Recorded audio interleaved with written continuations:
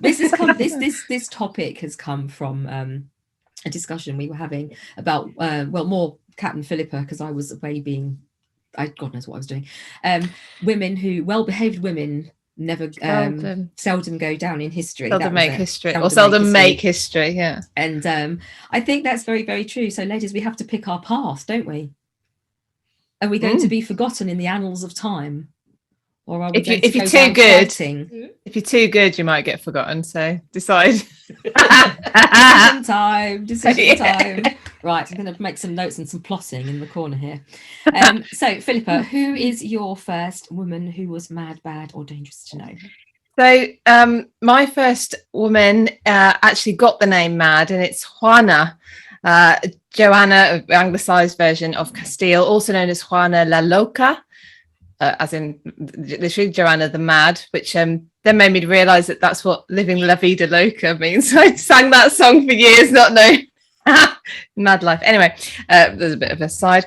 So just to put in context, who do you want me to say Joanna or do you want me to say Juana all the way through? You're cool. You pick. I think I'm crap at accents, so I'm going to say Joanna, but I mean that is an anglicised version. This isn't what she would have called herself. But she's the granddaughter of Isabella of Portugal, the daughter of Isabella of Castile, older sister, therefore, of Catherine of Aragon, aunt Mary I. So there's a bit of context for you. She's born in 1479. She's the third child, second daughter of the Catholic kings, so Isabella of Castile and her husband Ferdinand of Aragon. And unlike her siblings, apparently she was quite a moody child, which I found quite interesting. She liked to spend lots of time alone reading books, but she's as educated as the other girls, because I think Isabella of Castile especially took real pride in, or importance in, her daughters, all her children having a very good education, and that went for her daughters as well as her son Juan. I'll do Juan, because that just doesn't sound right anglicised to John, does it? But anyway, so she's fluent in loads of languages. She's a good catch, and this is quite so on the face of this is kind of she gets a good marriage match. So in 1496, she's 17, and she gets matched with erroneously, amusingly, the man called Philip the Handsome, but that can also be translated into Philip the Fair, which, if you have a look at his portraits, is probably more accurate than Philip the Handsome. Requires a disclaimer. Yeah. Well, he's in the Habsburg line, and I'll leave it there. But yeah, and he's only 18, so I'm like, oh, this is looking quite good. And there's reports that they want to get married really quickly because they want to consummate their marriage. They're that attracted to each other, which is quite funny. And in fact, we are on their wedding anniversary today. They were married on this day in 1496, so there's a nice little reference back. But so they've got this passionate love match, but Philip doesn't only this isn't just a two-way thing. Philip likes to share his passions around, apparently, and this is where we start to see references to Joanna's madness coming in, because she is not happy. She's not doing the dutiful 15th century wife thing of turning a blind eye to her husband's mistresses, and would go into fits of rage, screaming at him. So it starts. This is how it starts. But it's also worth, though, putting into context just how often this lady was pregnant. So she had 6 children. They all lived, which I thought was kind of incredible, in 10 years.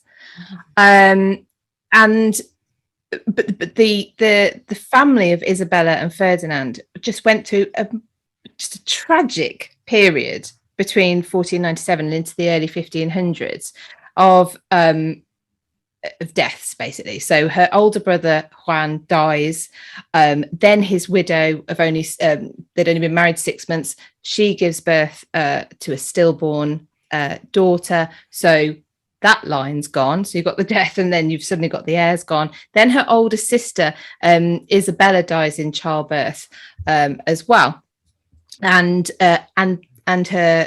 Isabella's son toddler Miguel, he also dies. So suddenly, not only has she gone through all these deaths, but she finds herself heir to the king, to her mother and father. And it's like all this massive change, as well as being pregnant herself multiple times.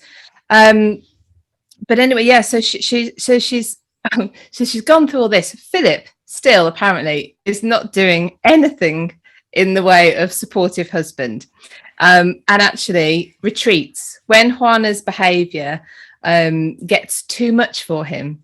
He retreats, I imagine, into someone else's bed. Indeed, actually leaving her when she's at her mother's bedside when her mother gets ill. He just leaves, and I think he pops back to Flanders, leaving Juana with her ill mother, and she's heavily pregnant. So it's like, maybe this wasn't such a good match after all.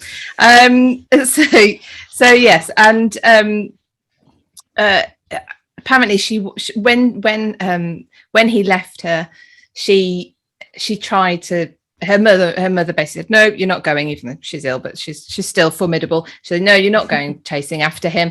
And she apparently has an episode where she runs out half dressed and is sort of screaming at the gates of the castle they're in. So I don't know, there's beginning to be actual like instances where she's showing sort of kind of extreme behavior.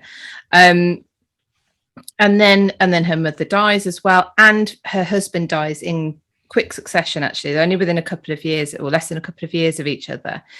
Now, as she hated being away from him in life, she also hated being away from him in death. And rumours begin that she's refusing to be apart from Philip's coffin, and she will talk to the coffin as if it's a person, as if he's still there. She'll have him in the bedroom. She'll have him at the table in the dining room or whatever. So now I don't know, because I've read a couple of accounts, and one said no, that's kind of an exaggeration. What she did do was insist that the coffin travelled and was in the nearest nearby chapel or church, and she would go and pay her respects to him every day.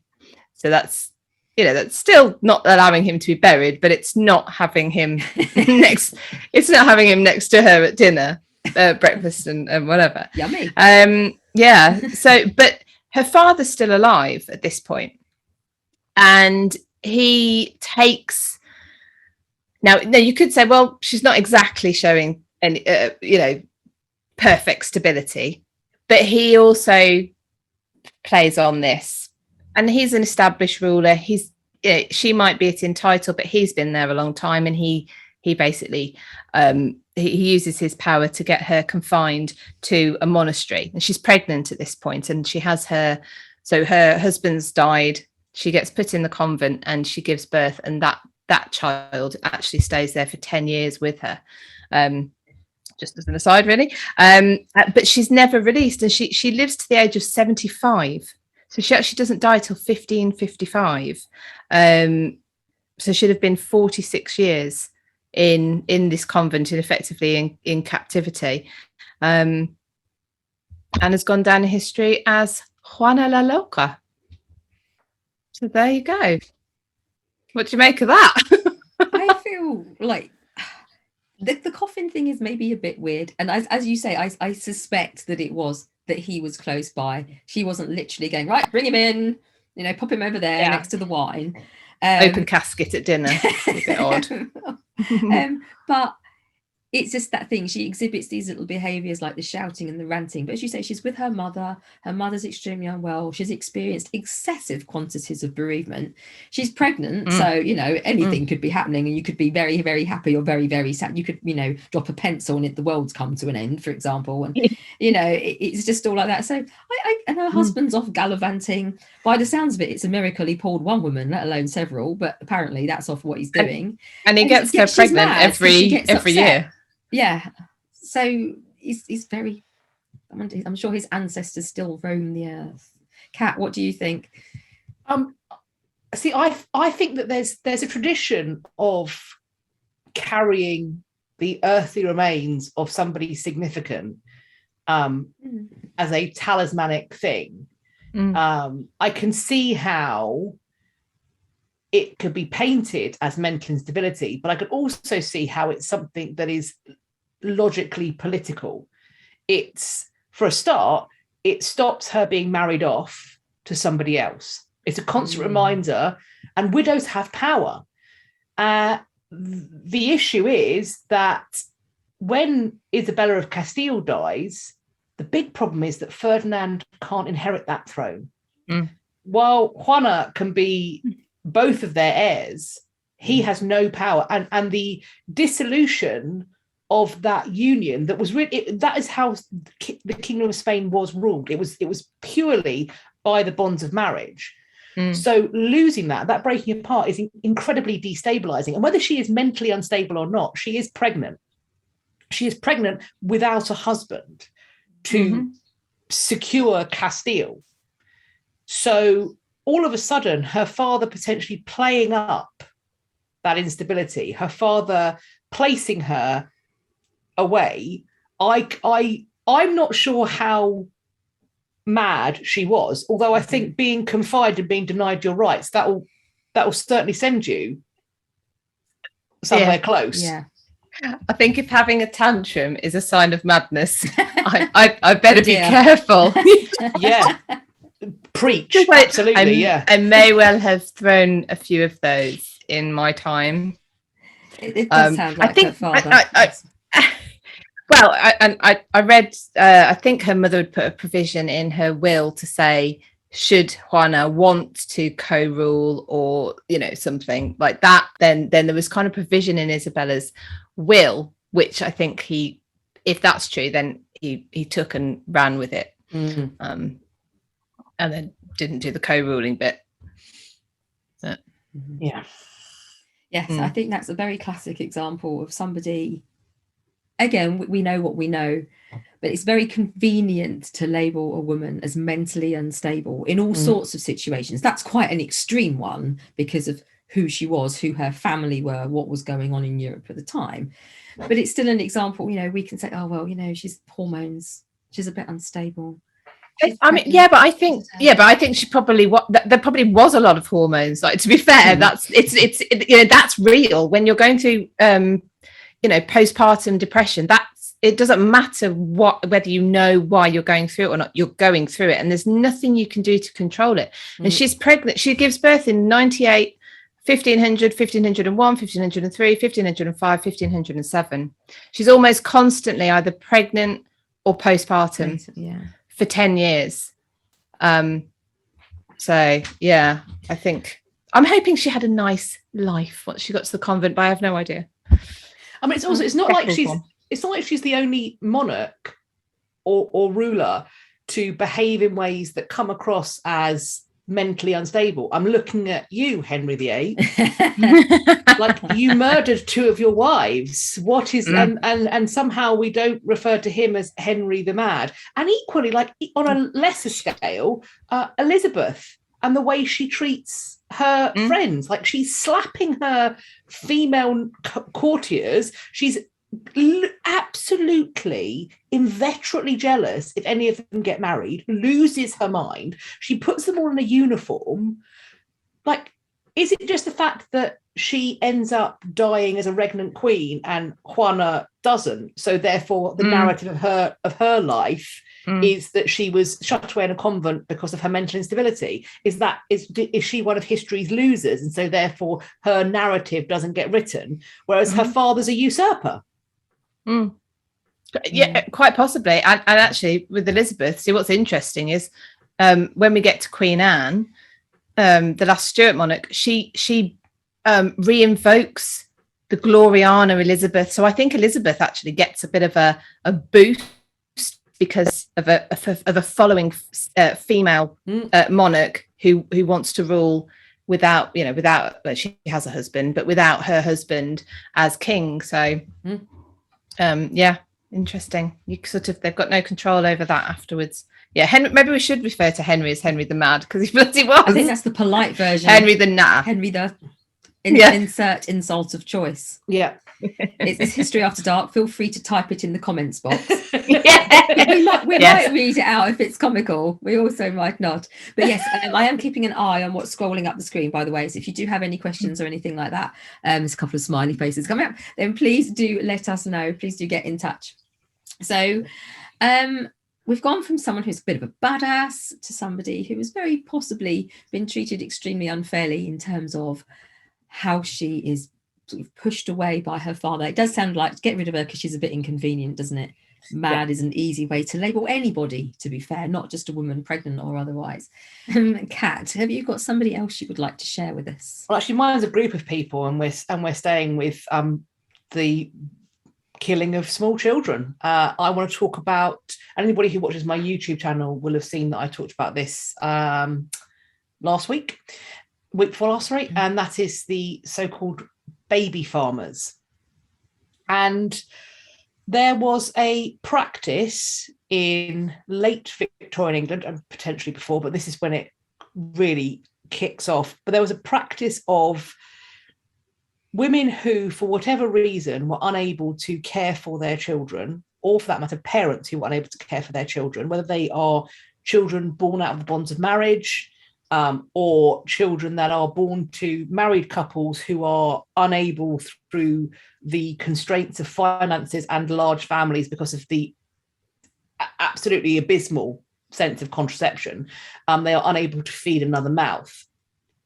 So the baby farmers YouTuber was compelling, trying to thank you. It's these in this nest of desperation, women stepped up to fill the gap for fiscal profit.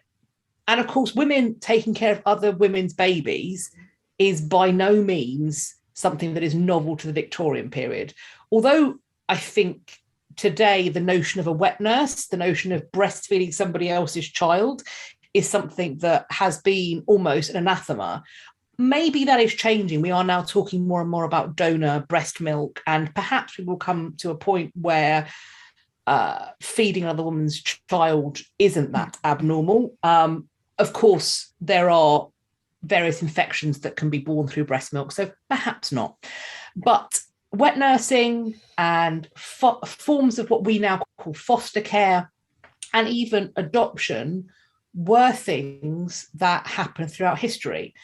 Indeed, particularly in if we go really far back, the notion of the apprentice, boys and girls of very small, starting maybe about 7, all the way up, or potentially maybe 14, depending on the profession, they would be sent away to learn a trade or to join up with a noble or even royal household to learn the ropes. And this is about finishing them. Your family weren't necessarily the people that were involved in raising you past a certain age.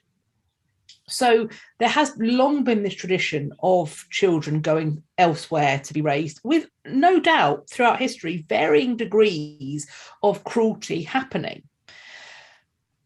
What happens in the Victorian period is that there are a collection of women who start offering out their homes as lying-in houses, so places where women could go to have their baby, particularly useful if, for example, you're a maid in a highfalutin house and the master or the master's son is taking liberties with you, with or without your consent. Regardless, it's always going to be your fault, and you find yourself pregnant.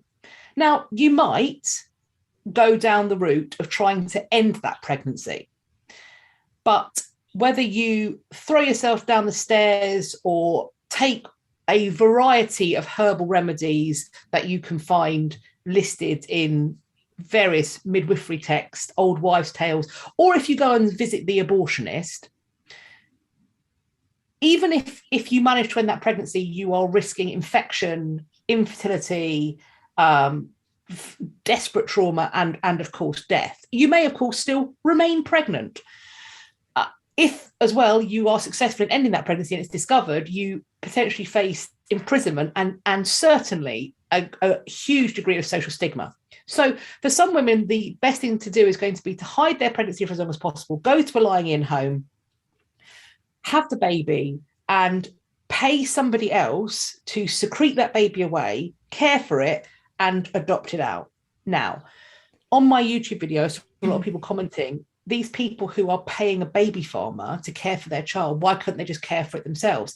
And in this, I think that there must be a degree to which the people handing over their children to baby farmers must have willfully suspended their disbelief. Because logically, they know that whether they're in their house or the baby farmer's house, food costs what it costs, clothing costs what it costs.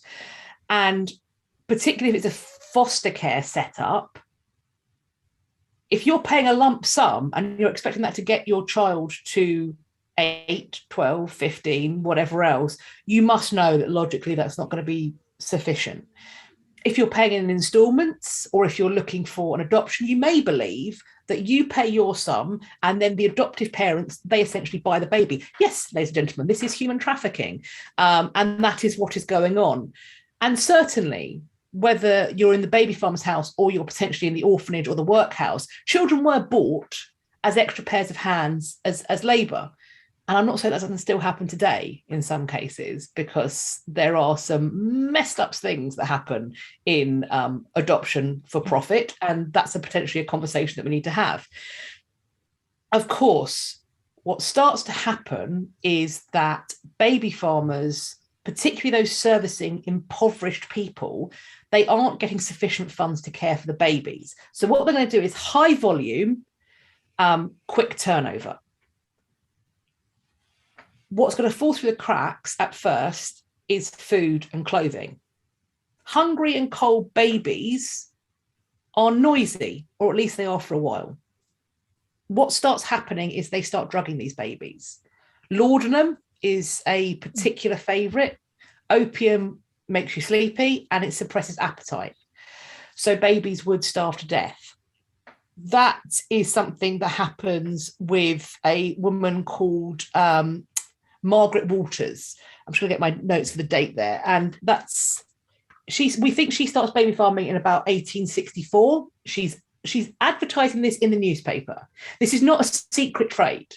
The stuff that happens out the back door, that's the secret. But these women offering these services, they're advertising in things like the Clerkenwell News and all sorts of stuff like that. So we think that Margaret might have killed about 19 little babies through essentially starving them to death. And she is found, charged, convicted, and hanged for her crime, but she will not be the last one. There are a number of baby farmers in the United Kingdom who are convicted of allowing babies to starve to death, placing them outside to die of exposure, and actually actively strangling them.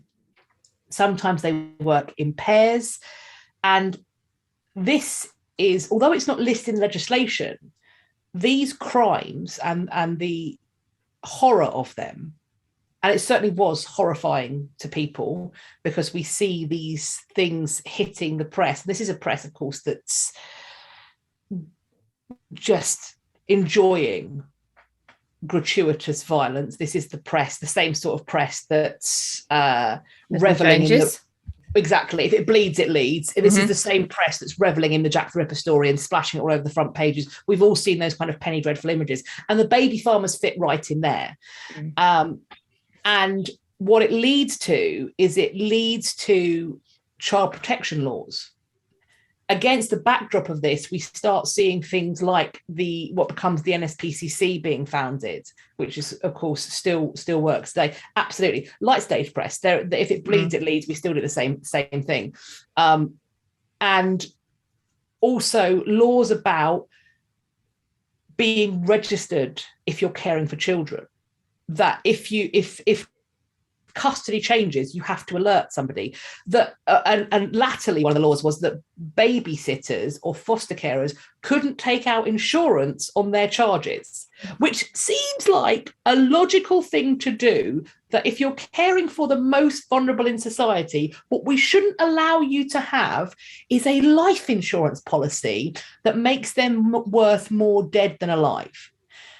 What's terrifying to me is that the number of the cases where it's one infant that is the reason that they get found out, but then they start dredging the Thames, and it's just one of the baby farmers, one of the ones who was strangling them. She says, "You'll know all of mine by the white cord around their neck," because other babies are being found, because this was happening. But the thing is, it was in some cases, particularly with things like laudanum, it was unclear if this was a murder or an accidental death or even a cot death, because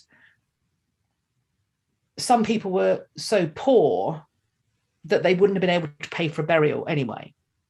So disposing of your infant didn't necessitate that there had been a murder. It may be the absolute desperation that somebody would be faced with. I see a comment, as a foster child hearing the history is very interesting. Yeah, it's I certainly hope, and I am led to believe, I'm not quite sure where you are based in the world. If you're based in the UK, I'm led to believe that there are a lot more checks and balances than there were, and arguably it's because of cases like this. Interestingly, the baby farmers aren't specifically referenced in the legislation, but I find it very hard to believe they weren't a motivating factor for pushing it through the it's the 1860s onwards. So the last one's happened in the early 1900s. John. Yeah, so there's the Finchley baby farmers, they're convicted in the early 1900s. This is still happening up and until into the 20th century. And presumably, although it's not mentioned, these are the things that are driving the child protection laws that keep children who are looked after by the state safer than they would have been. So those children are protected because of these tragedies. So were these children handed over forever, as far as the parents who couldn't look after them concerned? What, was that the arrangement? Depends. Right. So one baby farmer is found out because a governess had fallen pregnant, and she'd basically placed this child in a foster situation. She was sending a stipend, essentially, and she turned up to see her baby, and she was presented with this child, and she looks at it, she's like, "Nah, it's not my baby." And they're like, no, it's just the baby's grown, so you don't recognize them, it's fine. So she undresses the baby, and she's looking for a particular birthmark, and it's not there. So in that case, yes, she was always planning to come back, and when she had positioned herself in a better situation, maybe she would have taken custody back, but there was certainly women who were intending to come back. There were other cases where the plan was adoption. So then we might ask ourselves, well, why don't you go through an orphanage or a workhouse to place this child in an adoption circumstance where you know they're safe? But of course, that then puts on record the fact that you've had that baby. Right. And that's the thing, is that no matter what moralizing, I'm going to get political now, sod it, it's a history after dark. No matter what moralizing gets thrown around, unwanted pregnancy is almost always a fact of life, because no contraception is 100%. And if you don't teach contraception, then you are shit out of luck completely. And what we will always see is that you will never end abortion. All you will ever end is safe, clean abortions. That is all you will ever do. Green-eyed hippie, I assume this is big for prostitutes. Possibly, but in some respects, I think it was also a case of women who wished to save their reputation. I wonder how many sex workers are using these services, because they're already, in quotes, fallen women, as much as I hate that term. So they might feel more comfortable going to a workhouse or an orphanage or placing their child in that respect, because people already, they aren't going to look for another job. They aren't expecting to move from one place to another as a maid of all work or a governess. But a governess she has social expectations placed upon her. Mm. She's the sort of person that has to secretly place her child. I don't know if a sex worker does. And a lot of the named children, their mothers are maids of all work, governesses, like they are women of professions. So does that mean it's never sex workers? No, but they aren't the ones that are being listed. We've got some comments here. Someone saying there was an 8-year-old black girl who went missing in DC a few years ago. This is Jem from Jem. There is a theory that her mother sold her to somebody, perhaps a worker in a homeless shelter. She has yet to be found. The worker killed himself. I cannot imagine selling my own child. And I think, Jem, that we all concur with that. Thank you for sharing that horrible story. But it just proves, as you say, this is so recent in time, as Kat was saying, and you've come to us with another instance of the fact that these things are still happening all over the world in all sorts of circumstances throughout history. John says, so the churches were useless as an alternative. I mean, they weren't useless, but your name gets put on a record. Yeah. And that's the thing, it's societal shame. This is what women are trying to avoid. Your church is central to community. There's a record. There's a baptismal record. There's a birth record. Your name is tied to that. And also your name is tied to the creation of an, in quotes, bastard child. That's the problem. There must have been so many women who never knew what happened to their babies. I mean, we're finding that out now, aren't we, as well? And that's even, and when the thing is, when the church gets involved, I mean, look at what's been going on in Ireland, look at what's been going on in Canada, when it's not necessarily that, and it's what we're seeing is that frequently the church doesn't offer succor and safety. The church can be an incredibly dangerous place. Another example of a position of trust being utterly abused. I would hate to think of the desperate circumstances that a woman finds herself in history or today, where that's her only alternative, or feels like her only alternative. I just horrific, incredibly sad. Yeah, exactly, John. The church, John says the church was no safe haven. Kat, so Kat's video about this is up on her YouTube channel, Reading the Past. So if you would like a little bit more information about that, you can go down and watch the full video. Do check that out for yourself. It's fantastic, as always. Philippa, do you have someone? I am a little bit conscious of the time, but I think this is a really valuable discussion. Obviously, if you're thinking, well, we've been with these women now for an hour.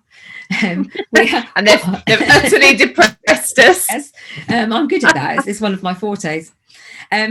Then if please do stay with us if you can, but we will be saving this, providing we behave ourselves suitably, and you will be able to watch it later on. So do stay with us if you can, but I think it's quite valuable to continue the conversation at the moment. And thank you for all the comments that are coming up as well. Tudor Age says there's always a stigma attached to women and men are never blamed. Sorry guys, but I'm afraid that's generally true. I'd like to say it's improved. Well, we don't know, do we? I don't know. I mean, obviously the women are trying to avoid the stick, but they've got the baby with them. There's difficulty there. The men, if the women aren't recorded, the men aren't recorded either. We don't know. I think even now, if somebody gets pregnant as a younger woman, or if somebody likes to go out and pick up, have lots of different boyfriends, or she's a slapper and she's going to get herself knocked up and it serves her right, and then she'll be a rubbish mum and all this type of thing, which blatantly doesn't have to be the case at all. Whereas, well, he was a young lad and she should have been more careful. And so although I hope things have moved forward a little bit, still now, I remember, I've got friends whose children, boys and girls, are teenagers and are at school, and you still hear these narratives being played out now, that the lads are lads and the girls slappers. And, some things they morph, but they don't really necessarily change. That's why we've got to smash the patriarchy. That's why. We are not getting into this. No, because the bottom line is that the flip side of it is, yes, women get shamed for being sexually active and being pleased about sex and potentially sexually voracious. Women get shamed for that. But let's be clear that on the flip side of that, men get shamed for having emotions and it's killing all of us, basically. So kick it in the face and chuck it out the window. That's what I say. I think that's a very, very sound plan. And wait till you're married. And you're at least 30. At least 30. Yeah, don't get married until you're 30 and wait.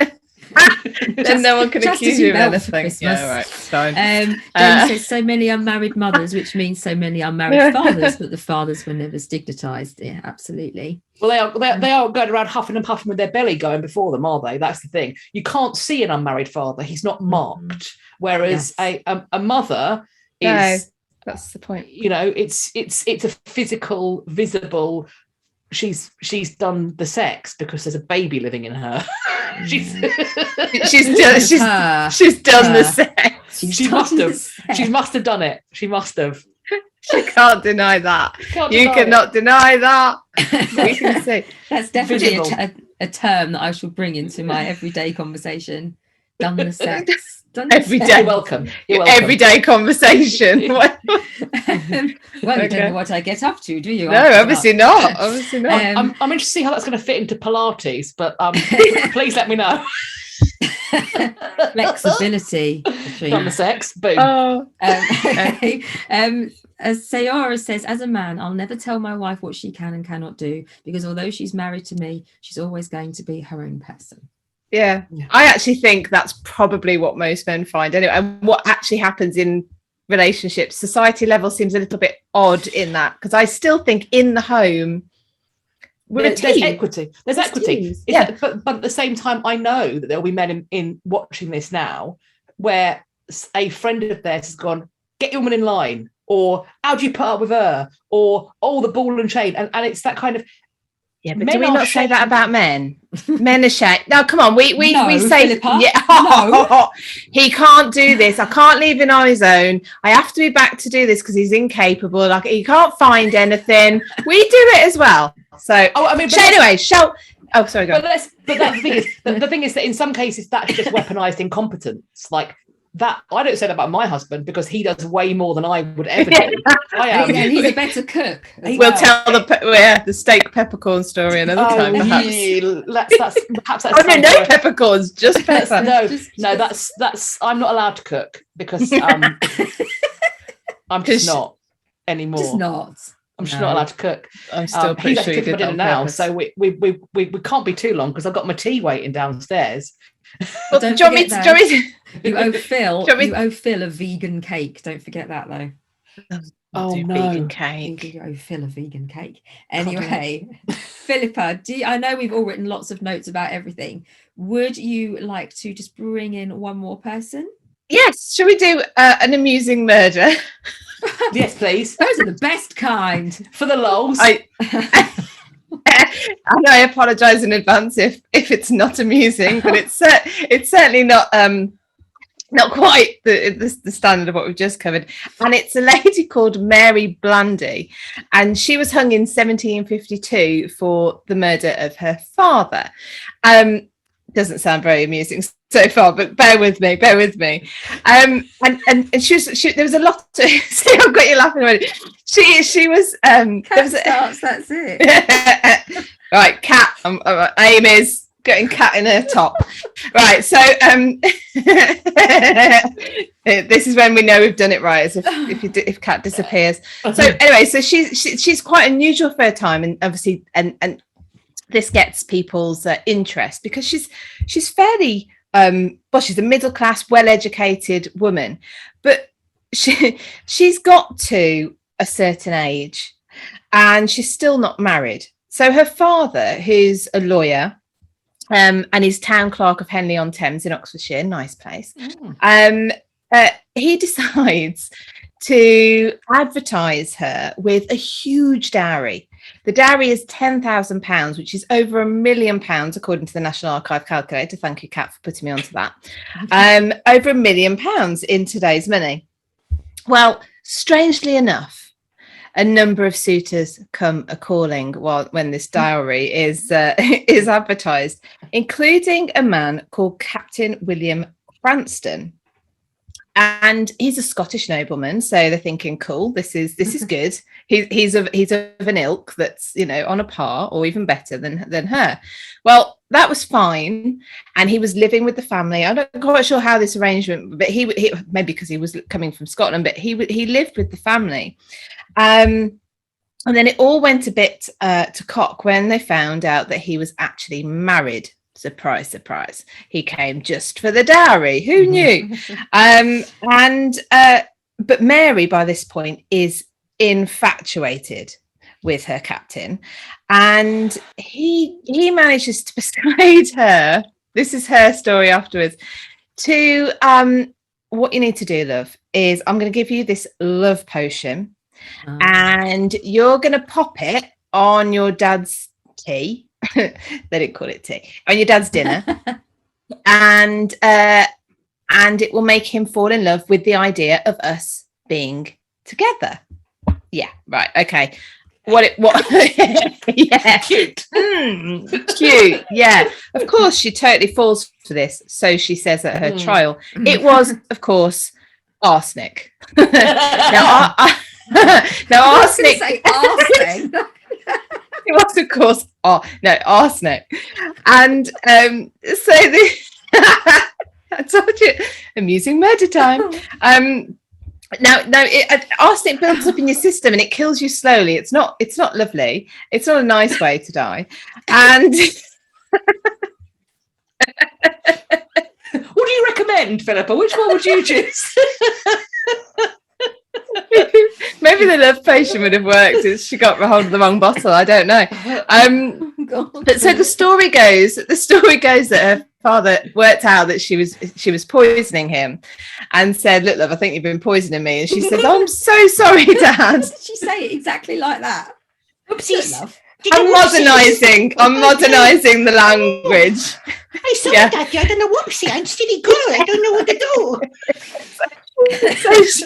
So apparently he forgives her. Yeah. Okay. Sure. Of course he did. And but he manages to forgive her whilst she also still didn't admit that she'd poisoned him. So some men just can't handle their arsenic. Brilliant. And anyway, so there was an inquest into when he died. He finally died. I don't know when she started administering this, but anyway, he died in August 1751.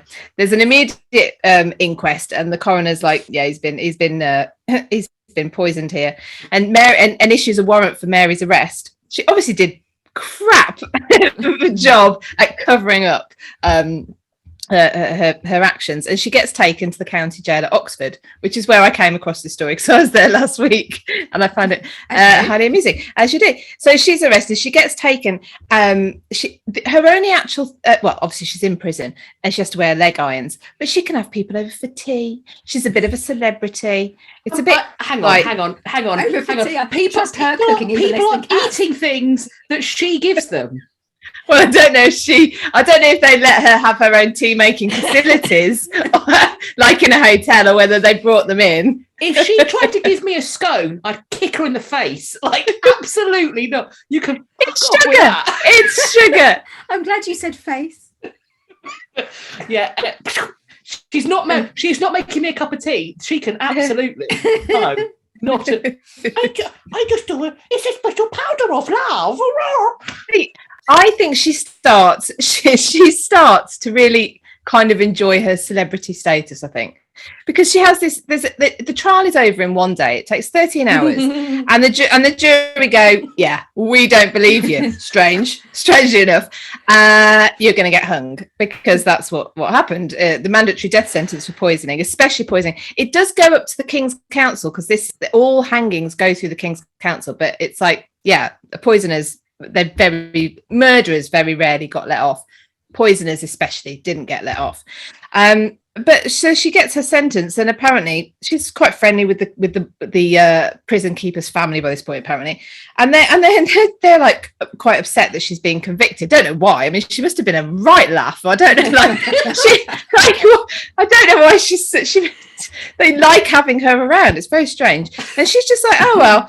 I don't mind. It doesn't signify. Anyway, I'm very hungry. Do you mind getting me some supper? And that's all. And that's what she says. Would you like anything sprinkled on your supper? Yeah, do you want to join me? No. And she gets 6 weeks for some reason between the trial and her being hung. That's apparently the last time it was so long. There was an I don't know if it's a law brought in, but something that said basically if you're convicted of being a poisoner, you're going to live on bread and water and you're going to be hung within, I can't remember, 2 days or something ridiculous. Anyway, she's like 6 weeks. So I think she's kind of enjoying it. The press are enjoying it. And she gets taken out to be hung on the 6th of April, 1752, we're in now. And it's very, the gallows, it's not like your Tyburn tree type. It's very like, it's a tree and a beam. And she has to walk up one ladder and the hangman has to walk up the other ladder, right? There's a noose in the middle. This sounds like it could go horribly wrong. Not that I suppose a hanging is going to be horribly wrong depending on where you're looking from.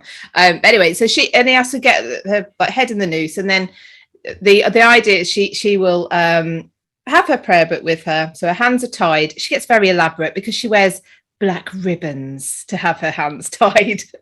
I think it does remind me very much of Chicago, actually. Saying before, the kind of sexy murderess type idea, and so she's going to say her prayers, and then when she stops her prayers, he's going to knock the ladder. Now she asks them to, for the sake of decency, gentlemen, don't hang me high, because she's concerned that people are going to look up her skirts, that men are going to start looking up her skirts. Like, this is your concern. Okay. But apparently she dies fairly quickly. I mean, she sounds like she just went, she sounds like she was kind of enjoying the being centre of attention. I don't know, but what's the kicker at the end is that they did hang her without her being high enough. I don't know how. I mean, where would they have I don't know why they would have made it any higher in the tree than necessary, because she dies fairly fast. But for some reason they haven't bought a coffin, and so there's 2 versions. One that 6 men carry her back to the jail, I think, to find a coffin. 6? The other well, exactly. The other version is, and I'm inclined to believe this one slightly more, is that they just hoik her up over the shoulder and firemen lift carry her back. So not the dignified "don't look at my skirts, please" end that she had asked for. And apparently she still haunts the West Gate in Oxford. So there you go, Mary Blandy. Wow. Love potions extraordinaire. I mean, that's not how love potions work. That's not. No. You don't put them on your dad's porridge unless you're a very particular kind of like. This is in a house with servants as well. This is complex, not. Yeah. She's not she's going into the kitchen and sticking this on food that the servants have prepared. She's not being very careful. Well, the money. So, what happened to the money? That's a good question. It is a very good question. Potion number 9. I don't know what happened to the £10,000, but when her father died, the whole estate was only valued at 4,000. So methinks that the daddy might have been having a little fun there as well. So yeah. But I don't know what I don't know who would have inherited. I didn't get that far. Did they catch up with her fella? Apparently escaped to somewhere in Europe. I don't know if it was France, and died penniless. Apparently, I mean, he didn't get the money. It's a great sketch to be like, oh yeah, my boyfriend gave me my love potion. But let's remember that beauty products, like virtually every woman, had just a metric ton of arsenic, just like, I'm going to put it on my face. It's delightful. I'm going to sprinkle it in my hair. Like she doesn't need to ask him for a love potion, just face powder. Done. Yeah. They were liberally throwing that stuff around. I mean, needs to poison a rat, needs to deal with a zit, arsenic. Well, you can't be worried about acne if you're dead. No, that's true. I mean, all she had to do was like just it was a bit later though. Arsenic was arsenic green, wasn't it? Oh yeah, lead and lye. I mean, they were just poisons left, right, and centre. Belladonna. I mean, I'm not going to give you a list of stuff. Also, it was like Mac. What did you say there, Kat? Just like, yeah. Also, it was like Mac. There is slightly less pigmented. Yeah. Less ruby woo, more ruby.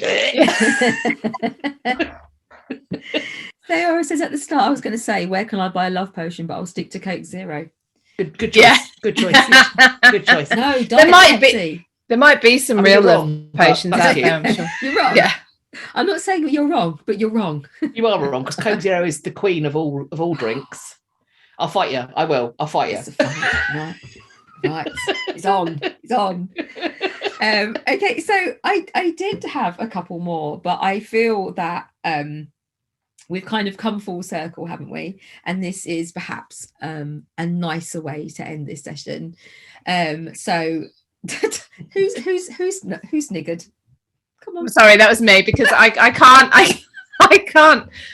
couldn't leave it on baby murders. I'm sorry. No, exactly. Thank you. And I have I've more of the same. This is why I think this is a good time to kind of go, right, let's draw a line under this one here. So thank you so much to everybody who has come down and for waving and saying hello. Also Sarah says thank you, credits to saying my name right. Nobody ever gets it right. I take a small bow. Yeah, do that. Curtsy bow. So thank you very much. Do come and join us again next week. We will be here again at 8:15. In the meantime, we are going to, this is where we could be in trouble, because I am going to attempt to save this and put it out there in the world.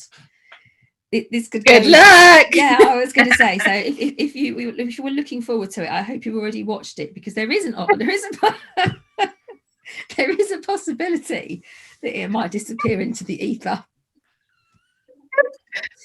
So yeah, I've got hot now. But I'll have a go. You always have to have a go. Have a go. Yeah, have a go. Good look, love. Yes. I'm a bit scared. In the meantime, you can get hold of for either of us. Like, there's only two of us. Any of us. Are you choosing? Any of us. Yeah. All of us. Who are you picking? One of us, two of us, all of us.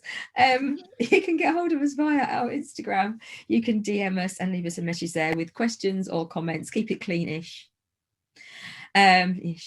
Just not abusive. Just not abusive. And no genitals. Keep genitals to yourself. Don't want to see pictures. Thanks. Love you. Are you talking to me now? No, darling. I want to see yours.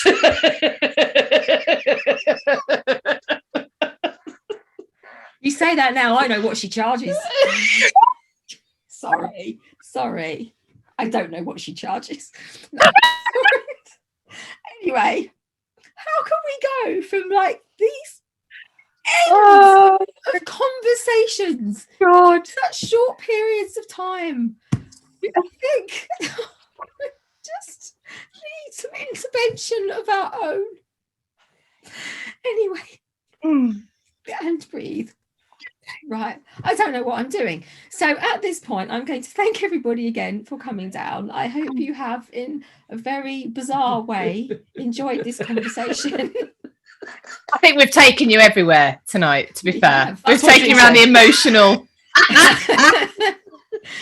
Value for money.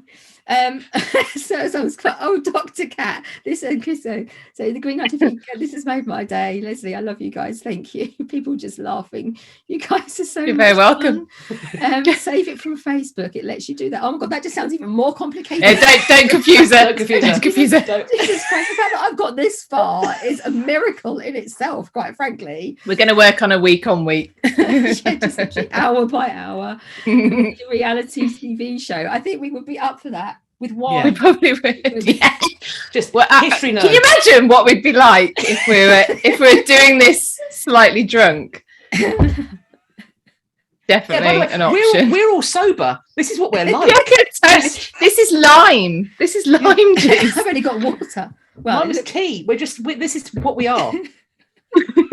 You're welcome. Good evening. Age is descended to the cross pit of smut. Thank you very much. We do our best. That's my name on the weekend. The cross pit of smut. That sounds great. Yeah, I quite like that. That's like either like an amazing nightclub or an ideal weekend away. Or it's your wrestler's name. Oh.